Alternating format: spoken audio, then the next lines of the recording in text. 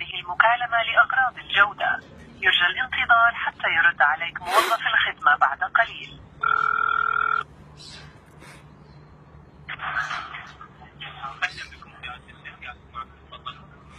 الو، السلام عليكم.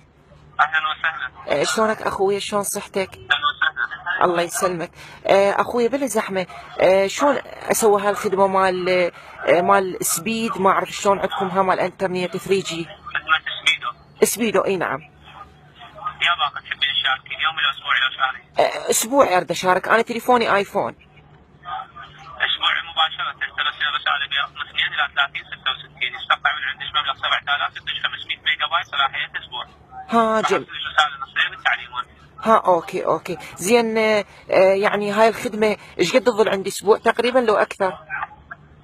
هي صلاحية الباقة اسبوع، عندك فيها 500 ميجا بايت، الاستخدام مالتك انت ضمن الميجا بايت مو ضمن المدة، يعني الميجا بايت اذا خلصتيها بيومين انتهت عندك الخدمة، خلصتيها باسبوع يعني انت تتحكمي بالاستخدام. ها جميل، اوكي كله زين. زين سؤال ثاني اذا ممكن، اني خالتي بالنرويج، هناك بالنرويج تقول اكو عندنا هواي خدمات، يعني مال خدمات حلوه نازله. انتم خدماتكم شو يعني نفسها ما تتغير؟ ما عندكم خدمات جديده حلوه؟ شلون يعني ما عندنا خدمات ما تتغير؟ يعني مثلا متابعة الخدمات؟ انا متابعتهم كلهن، بس انتم لو تنزلون مثلا خدمه جديده حديثه متطوره، مثلا خدمه زوجني.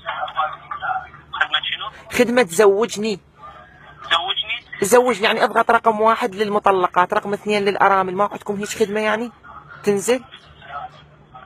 والله يعني ما اعتقد عندنا هيك خدمه. يعني تسهيل امر، يعني مثل اقول لك مثل ما نقول تسهيل امر. مثلا هسه اني عندي 5 خوات واني السادسه وكنا مطلقات، يعني تسهيل امر سووا لنا هالخدمه. تسهيل امر، والله انا عفوا اطرح الفكره هاي اللي ذكرتيها. فدوى لعمرك. اي والله يعني هواي عندنا عوانس والله العظيم، نصنا هسه متزوجات. هاي اللي بيها سحر، هاي اللي ما اعرف شنو، هاي الارمله، هاي الكاتلها الضيم، هاي طاقها الجفاف. يا عمي والله تسهيل امر سووا لنا اذا ممكن. ان شاء الله. يا بعد عمر. ارفع مقترحك ان شاء الله. فدوى لقلبك، فدوى والله انت مبين قلبك طيب وورده. فدوى لعمرك اروح. شكرا جزيلا. يا عمري تحياتي اليك وتحياتي لجميع الكادر، ورب يحفظكم ان شاء الله. شكرا جزيلا. فدوى القلب. لا تسلم لي، واني معاك نغومه نغم اني.